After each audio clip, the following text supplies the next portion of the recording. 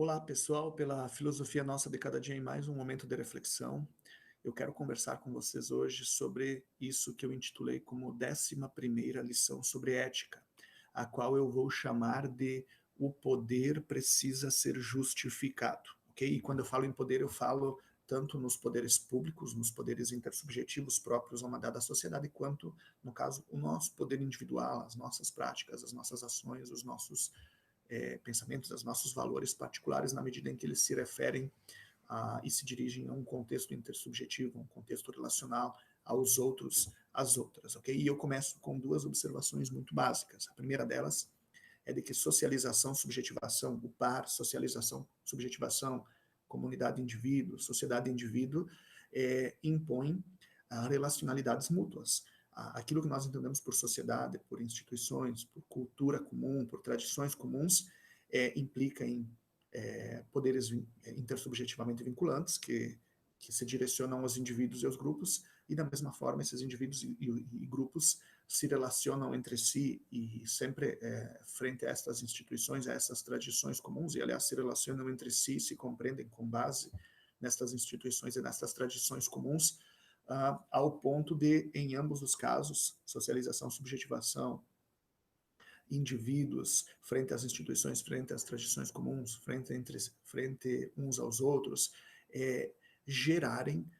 responsabilidades e então poderes recíprocos. Então esse é um ponto importante. Quando nós falamos que o poder precisa ser justificado, porque ele simplesmente não pode acontecer de qualquer modo, ele não é imediato, espontâneo, nós nos referimos em primeiro lugar a esse fato de que socialização e subjetivação são polos imbricados que geram consequências mútuas,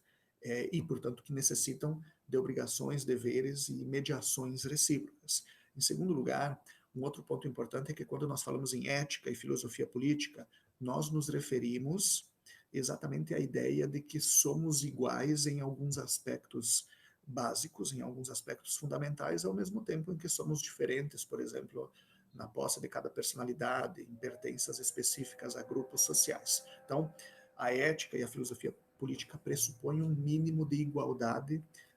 pelo menos naqueles aspectos considerados relevantes entre os indivíduos e os grupos sociais. Então, vocês vejam nesse duplo aspecto, socialização, subjetivação e igualdade na diferença, e diferença com igualdade, nós temos exatamente a ideia de que o poder não pode ser aplicado de qualquer modo, de que o poder não pode ser feito e realizado por quaisquer instrumentos. Entre sujeitos iguais, nós necessitamos da justificação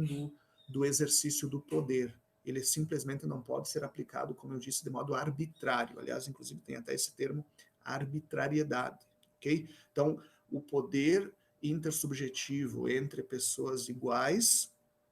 naqueles aspectos relevantes considerados em dada sociedade, precisa ser legítimo, precisa ser justificado entre esses mesmos iguais, para com esses mesmos iguais, por parte destes mesmos poderes iguais. Por isso, mais uma vez, nós temos exatamente a ideia de que, no âmbito da reflexão ética,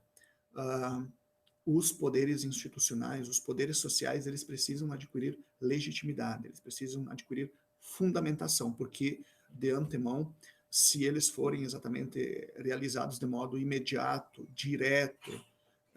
personalista, simplesmente nós vamos ter graves problemas sociais que podem colocar em perigo não só a estabilidade da sociedade, mas de vidas humanas que fazem parte dessa mesma sociedade. Por isso, mais uma vez, como nós vimos inclusive na lição de número 10, a ética como ciência, a fundamentação da natureza humana serve de substrato para o exercício, para a orientação das instituições públicas,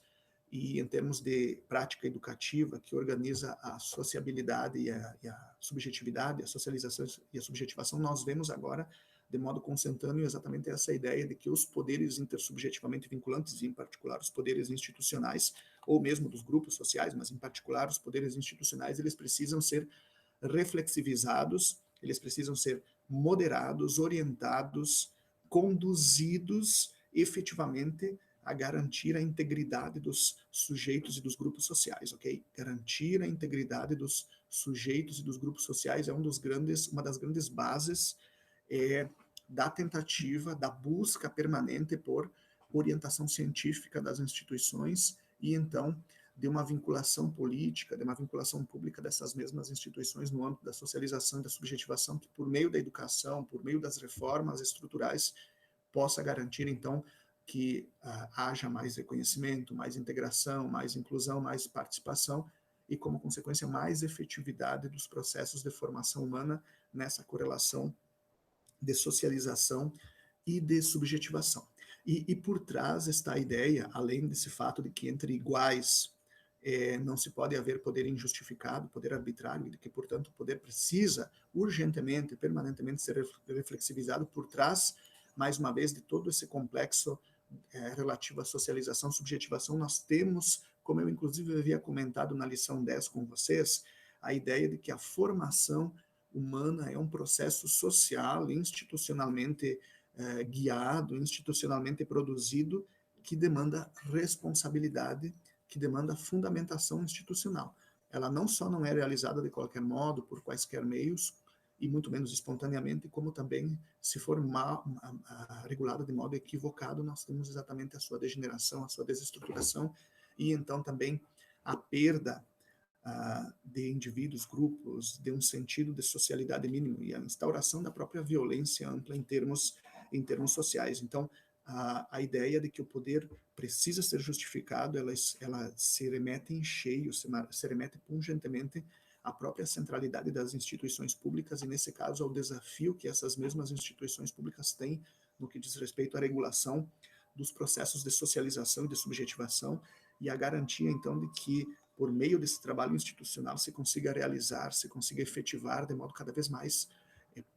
consistente um modelo de natureza humana garantidor da integridade, garantidor da realização de todos os indivíduos e os grupos. E, aliás, vocês vejam de novo, o poder precisa ser justificado porque o poder é perigoso. O poder é, digamos, o poder institucional de gerir coletividades, de que os indivíduos e os grupos possam construir entre si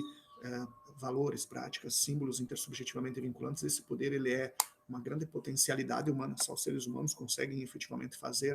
construir o seu próprio ambiente simbólico normativo e transformá-lo ao longo do tempo, em termos, mais uma vez, simbólico-normativos, mas também aqui por trás tem exatamente uma dose de perigo muito grande, porque, como eu disse, o poder ele é construtivo, mas também destrutivo. Então, é sempre essa dinâmica no contexto da história da filosofia, de que o poder não é algo simples e não é algo com o qual se pode brincar. Não é algo do qual se pode errar, porque um erro aqui, um erro institucional, demanda tragédias sociais várias, demanda destruição de vidas. Então, nesse sentido, mais uma vez, o poder é perigoso e precisa ser reflexivizado. Assim como a nossa formação humana não acontece de qualquer modo, não acontece por quaisquer meios e nem se dá espontaneamente, da mesma forma, o exercício dos poderes institucionais ele demanda muita seriedade, muita reflexividade científica e muita moderação em termos políticos, porque, de fato, ele lida com vidas humanas plurais, com processos de socialização complexos, que simplesmente não podem ser simplificados, não podem ser fragilizados nessa sua condição heterogênea, nessa sua condição diferenciada, e que, na verdade, demandam, então, uma sólida formação, uma sólida estrutura institucional em termos no caso, de reflexivização de todas as práticas, de todos os sujeitos institucionais. Por isso mesmo, o poder precisa ser regulado,